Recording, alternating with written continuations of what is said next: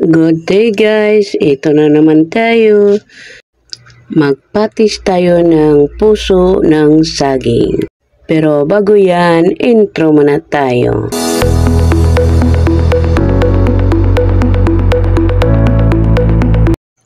First, ihanda natin ang puso ng saging para linisan. At alisin natin tong mga magugulang niyang balat dahil hindi na ito pwedeng magulay.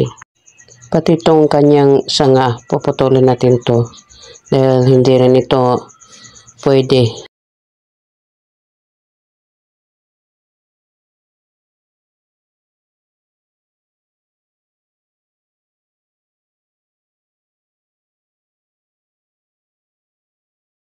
At pati itong sugat niya, alisin natin, putulin natin.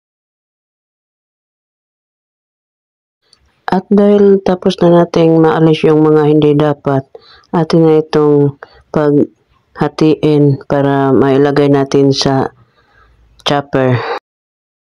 At na-chop ko na pala yung unang hiniwa ko, yung unang hinati-hati ko.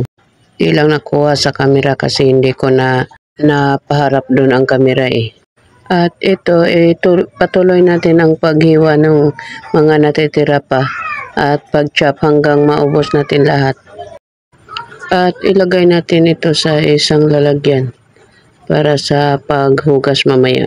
At dahil naubos na natin lahat ang paghiwa at pag-chop nitong puso ng saging, lalagyan na natin ito ng asin at masamasahin natin at pigaan para makuha yung kanyang dagta.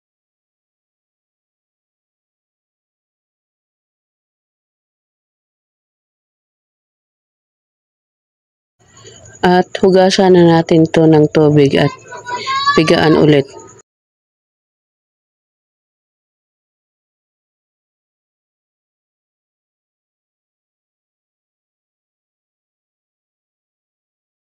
At pagkatapos mahugasan at mapigaan, ibalik na natin to sa malaking sisidlan niya para haluan na natin ng mga ibang sangkap. Lagyan natin ng harina, 1/2 cup. At dahil konti na lang itong natitira sa sisidlan ng harina kaya inubos ko na lang. At ilagay natin sa ating electric chopper ang bawang at saka sibuyas para ma-chop at mapino at mahalo natin sa ating puso ng saging.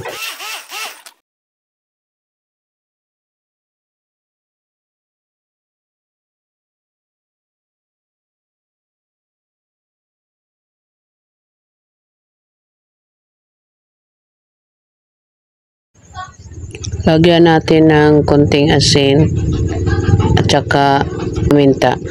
At paghalo-haloin natin ang mga sangkap para mag-well combine. At haluan natin ng 2 itlog. At haluing mabuti hanggang sa ma-well combine lahat. At pinalitan ko pala ang aking kutsara na panghalo ng spatula. Dahil nahalo na ito lahat, kailangan na nating magprito. Maglagay tayo ng mantika sa ating frying pan at painitin. At pag mainit na ito, prito na natin isa-isa yung ating patis.